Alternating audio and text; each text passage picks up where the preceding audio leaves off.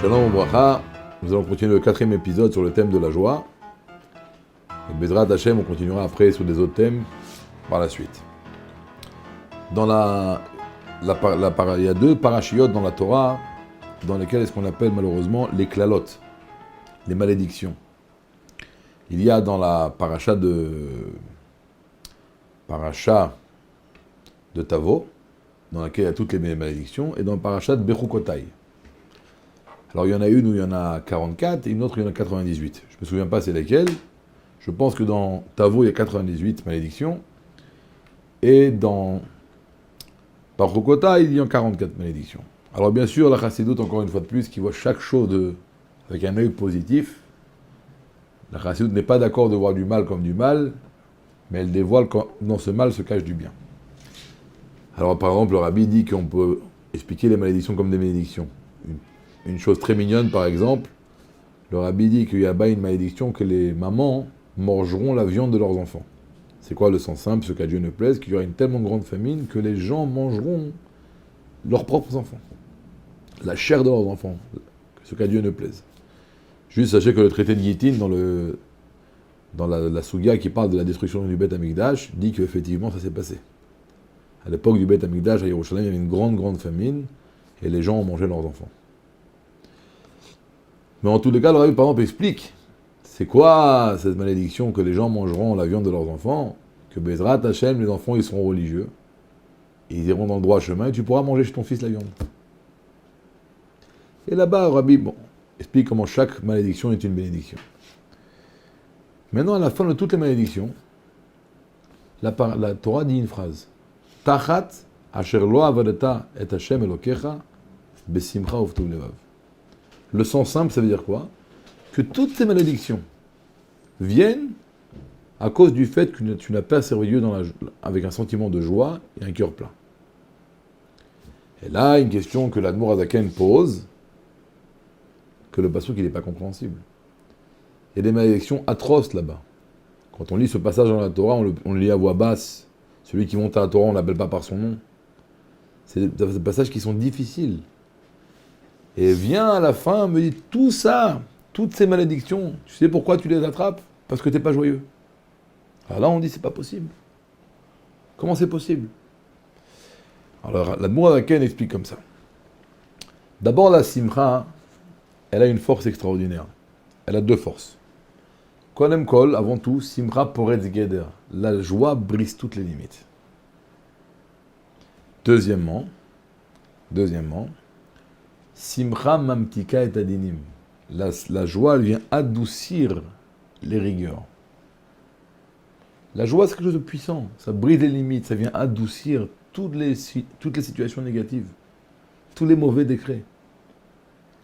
À un tel point que le Zohar nous dit, le Rabbi ramène ça dans une lettre, le Zohar à Kadosh, Rabbi Shimon ben Yochai dit une phrase extraordinaire. Quand un homme a un visage joyeux, il sourit tout le temps. Toujours quand on le voit, on voit un homme qui sourit. Eh bien, lorsqu'il est joyeux comme ça, il amène sur lui, d'en haut de Hachem, sur lui des chassadim, des bontés. Alors que le contraire, ce qu'à Dieu ne plaise, un homme qui fait tout le temps un visage triste, anxieux, nerveux, il émane de lui-même, sans comme ça une tristesse, une amertume, toujours une situation de tension. Eh bien, ce visage-là fait que d'en haut, il amène sur lui ce qu'à Dieu ne plaise, la rigueur, la gvoura. C'est très important d'avoir le visage joyeux, d'être joyeux. Vous savez que le Tzemar Tzedek dit, c'est très difficile de dominer les sentiments. C'est pour ça que lorsque mon cœur n'est pas joyeux, le rendre joyeux, c'est difficile. C'est une tâche qui n'est pas facile. Mais le Admour Azaken, dans le Tanya, dit, les sentiments, c'est pas donné à tout le monde de les diriger. Parce qu'on dit, tzadikim libam birshutam. Les tzadikim, ils dominent leur cœur. Et rechaim, em birshut libam. Ils sont dans ce cœur qui les domine. Les tzadikim, ils ont une shlita, ils ont une dominance totale sur leur cœur. Mais nous, non. Alors, qu'est-ce qu'on peut lui dominer, nous? La pensée, la parole et l'action.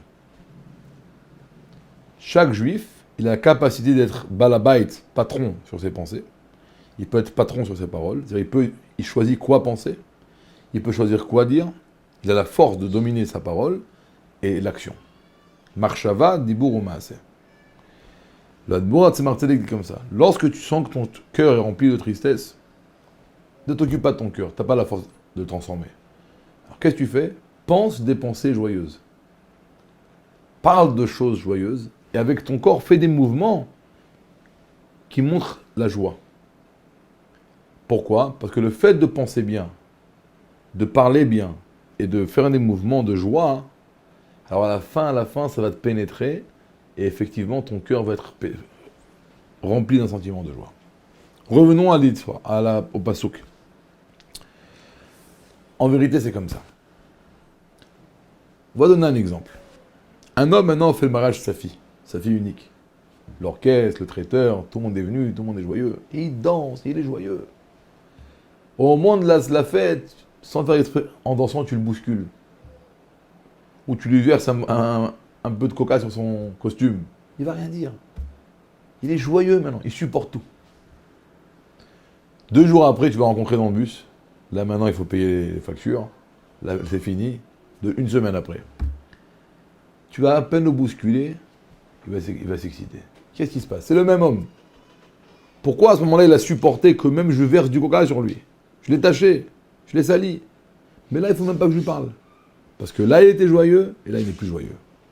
Lorsqu'il est joyeux, il peut tout supporter. Lorsqu'il n'est plus joyeux, chaque chose peut le sortir de lui-même. Il faut savoir, vous savez qu'il y a un passage qui dit Hachem Tzilcha, Dieu c'est notre ombre. Et le Baal Shem Tov dit une chose extraordinaire. C'est comment l'ombre? C'est maintenant moi j'ai mon bras, il y a une ombre. Quand je bouge mon bras, l'ombre bouge avec moi. C'est quoi que l'ombre? Dieu c'est mon ombre.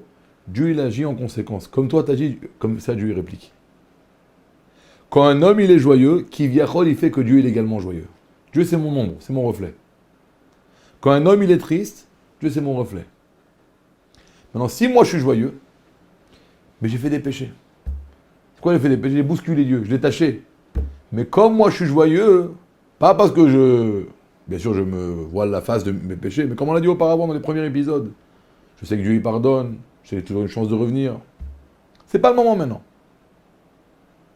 D'ailleurs, Agav, entre parenthèses, il faut savoir que même lorsqu'on a fait des péchés, le bilan, il ne faut pas le faire au milieu de la journée. C'est interdit. Le bilan, on le fait à la fin de la journée. Avant d'aller dormir, on dit le Shema Israël, et là on peut faire un petit bilan, qu'est-ce qui s'est passé avec nous pendant la journée? Et effectivement, si nous avons fait des péchés, il faut demander pardon à Hachem. Mais comment on va dormir? Dans la joie. Pourquoi dans la joie?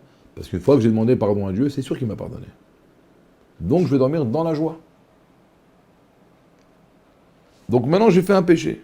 Mais malgré ça, je suis joyeux. Comme moi, je suis joyeux, puisque Dieu c'est mon ombre, c'est mon reflet, Dieu est également joyeux. Il pardonne. C'est comme l'homme pendant son mariage qui peut tout supporter. Lorsque moi j'ai un sentiment de tristesse, Dieu à ce moment-là qui viachol, c'est mon ombre, c'est mon reflet, il est également triste. Et là, chaque petit détail, il est makpid. Là, il est puni. C'est comme l'homme qui est plus joyeux maintenant. Le mariage est passé, je le bouscule un tout petit peu, il est pris de colère. Parce qu'il n'est plus joyeux. Et ça, le pasouk dit, Tachat asher lo avadata et Hashem elokecha b'simcha u'v'tuv levav. Toutes ces malédictions, elles viennent à cause des péchés. Mais si tu aurais été joyeux, ta joie aurait eu la force d'adoucir la rigueur. Ça y est, t'as même petit que t'as dinim. Mais comme en plus des péchés, tu as également été pas joyeux, alors là, tu as fait le double. Tu as mis la cerise sur le gâteau. En plus, tu fais des péchés, et en plus, tu es triste, tu prends sur la tête. Et là, on voit encore une autre facette de la joie. Quelle force est là?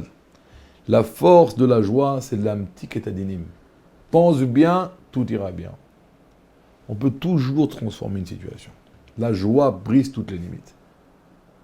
Et là, on voit que lorsqu'on a fait un péché, le fait d'être joyeux, ça va adoucir la punition. Ça peut même effacer la punition.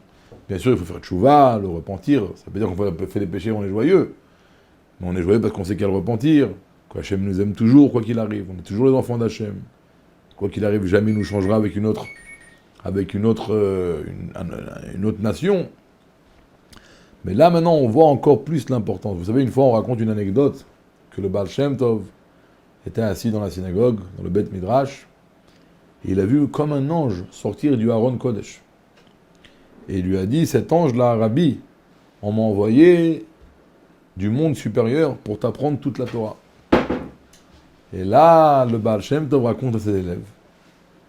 Il leur dit, je lui ai demandé de partir. Je n'ai pas voulu apprendre la Torah. Les élèves ont dit, comment? Rabbi, un ange du ciel est venu te voir et tu l'as repoussé. Qu'est-ce qu'il leur a répondu? C'était pas un ange, c'était le Satan. C'était le Satan. Et là, les élèves ont demandé au Rabbi, comment tu sais, Rabbi, que c'était le Satan? Il a dit, c'est simple, il avait un visage triste. Ve'oz ve'chedva bimkomo. Dieu, là où il réside, il y a oz ve'chedva, la joie et l'allégresse. Et c'est pour ça que le Rabbi a dit une fois, le Midrash nous dit, le but pour lequel Dieu a créé le monde, c'est pour que nous, on fasse de ce monde une demeure. Que Dieu puisse résider dans ce monde. Mais qu'est-ce qu'on a dit auparavant? Bimkomo shel Hashem, dans l'endroit où Hashem réside, qu'est-ce qu'il y a? Oz vechedva, la joie et l'allégresse. Ça veut dire quoi? Si je veux que Dieu réside dans ma maison, Dieu ne réside dans un endroit que si et seulement si il y a là-bas la joie et l'allégresse. C'est une maison où il n'y a pas la joie, Dieu n'est pas là-bas. Un cœur où il n'y a pas de joie, Dieu ne réside pas dedans. Vasuli mikdash, vous me ferez un sanctuaire, veshachanti betocham, et je résiderai parmi eux, pour être un sanctuaire dans lequel Hachem puisse résider, oz vechedva bimkomo. Dans l'endroit de Dieu, dans les mondes supérieurs, là où il réside, il y a la joie et l'allégresse. Toi maintenant, qu'est-ce qu'on veut, nous? On veut que Dieu il réside ici, au même titre qu'il réside là-bas, dans les mondes supérieurs. Il y a une condition. Là-bas, là où Dieu réside, il y a la joie.